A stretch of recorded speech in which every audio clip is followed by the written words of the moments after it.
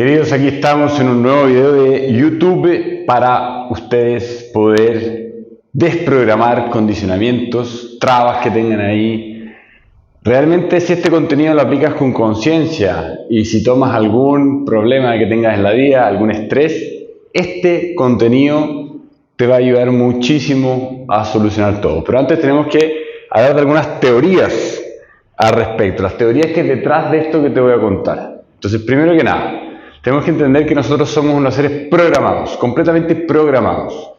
Cuando nosotros somos niños, entre más o menos los 3, 4 años hasta los 12 años, más o menos antes de la pubertad, nosotros no tenemos desarrollado nuestra conciencia, nuestro consciente, y estamos expuestos en nuestro subconsciente.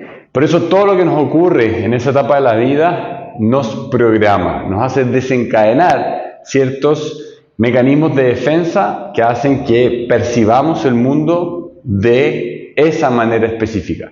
Entonces, por ejemplo, si tú tienes un profesor cuando chico que te mandó a la cresta o te dijo algo que no te gustó, ¿cierto? O te humilló en frente al curso, eso va a generar un programa subconsciente y cuando seas adulto te enfrentas a una situación así, vas a sentir estrés, ¿ya? Y eso explica por qué algunas personas bajo las mismas circunstancias sienten estrés, otras no, reaccionan o no reaccionan.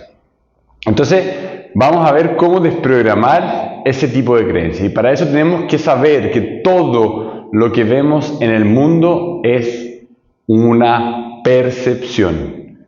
No vemos el mundo como es, vemos el mundo como nosotros somos. Por lo tanto, cada vez que tú veas algo allá afuera, cada vez que tú quieras que el mundo sea de cierta manera, cada vez que tú juzgues al mundo, recuerda que no es el mundo, eres tú. Porque eres tú quien se tiene que hacer cargo de las emociones y las cosas que están ocurriendo internamente.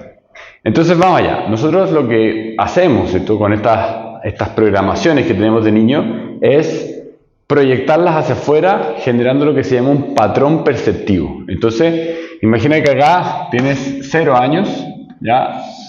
Y aquí, sea cual sea la edad que tengas, ¿cierto?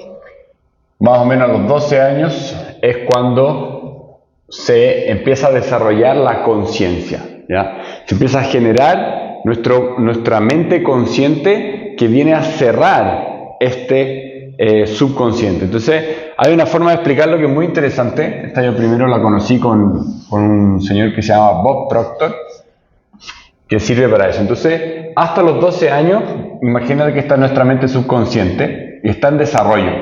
Todo lo que nosotros pongamos aquí, todas las experiencias, van a generar un programa subconsciente.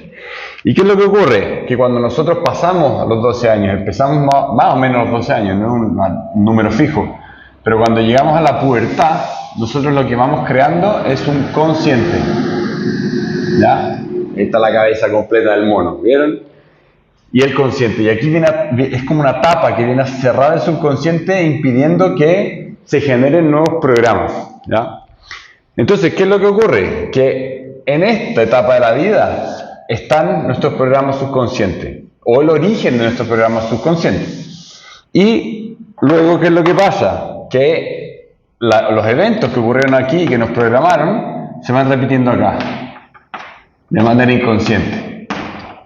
Y vamos a teniendo lo que se llama un patrón perceptivo, o sea, es exactamente la misma situación, pero que se está manifestando quizás con otras circunstancias. Y ahí es muy interesante empezar a investigar lo que tiene que ver con los símbolos y cómo el subconsciente interpreta la realidad. Porque, ¿qué es lo que pasa? Por ejemplo, cualquier figura de autoridad masculina representa al padre. Entonces, para el inconsciente, si tú tienes un problema con tu jefe, para el inconsciente seguramente hay situaciones en que esto no es 100%, pero en la gran mayoría de las situaciones seguramente tiene un conflicto con el padre. Y el subconsciente sabe de género, femenino o masculino.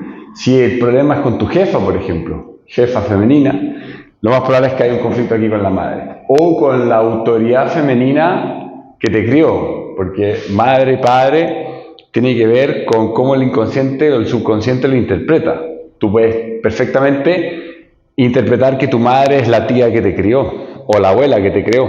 que te crió, no necesariamente tiene que ser tu madre biológica, porque al subconsciente no le interesa eso, no le interesa la biología, le interesa la experiencia que está teniendo y cómo en este proceso de adaptación llega y frente a un estímulo genera un proceso adaptativo que se manifiesta en un mecanismo de defensa.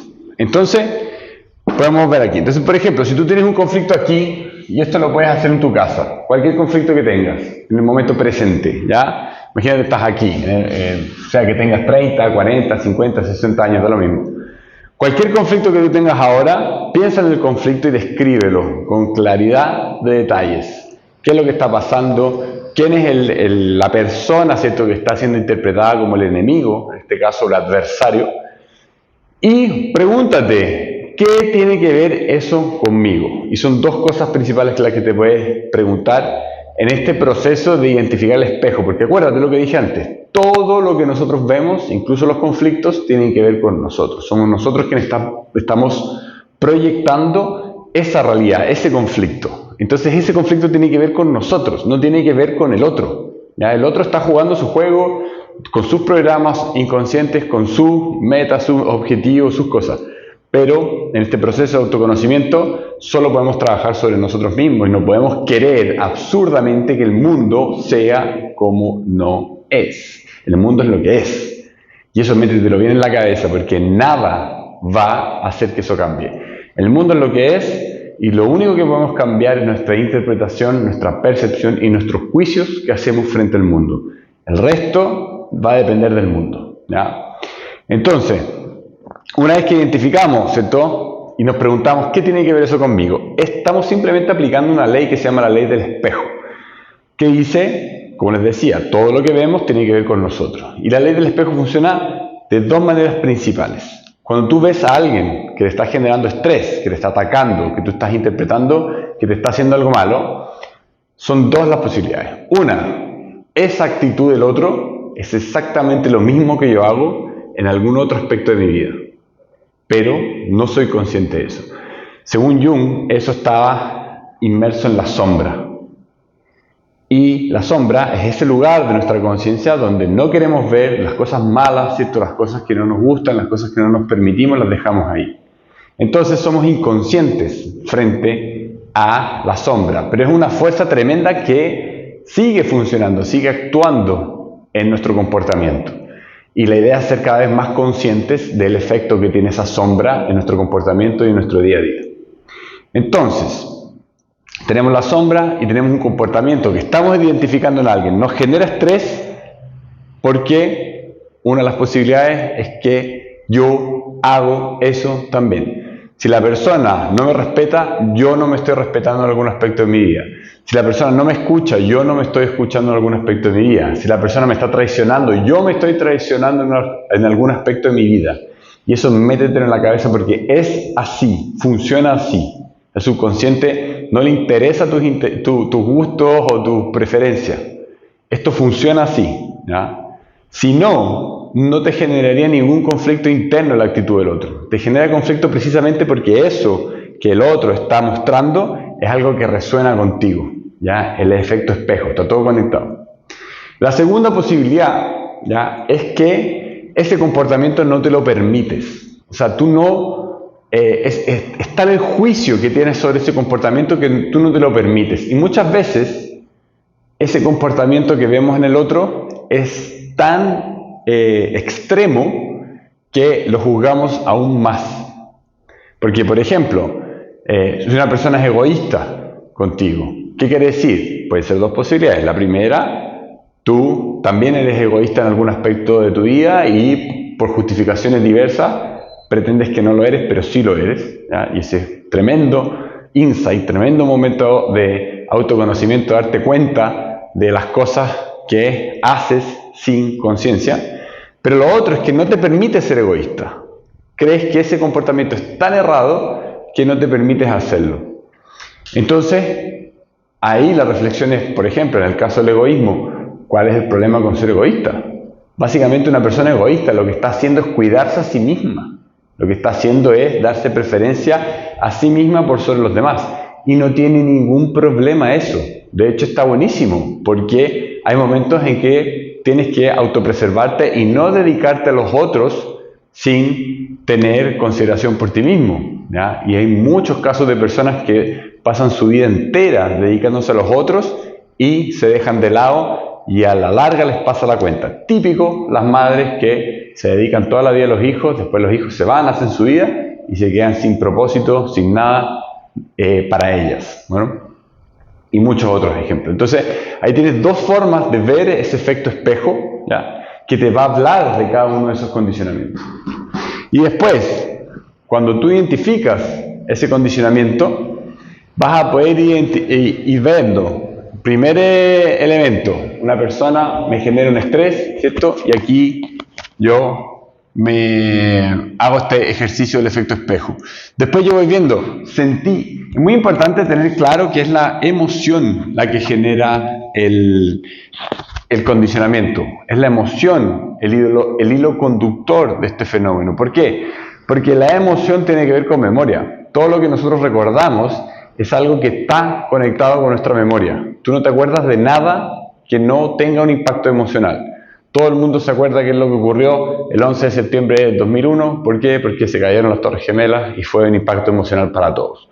Todos se acuerdan que ocurrió en el cumpleaños pasado de ustedes, ¿cierto? Si es una fecha importante, para algunos no es importante el cumpleaños, pero para la mayoría sí lo es. Entonces se acuerdan qué pasó porque hicieron una fiesta, salieron con los amigos, hicieron algo que tiene un impacto emocional. La memoria es emocional.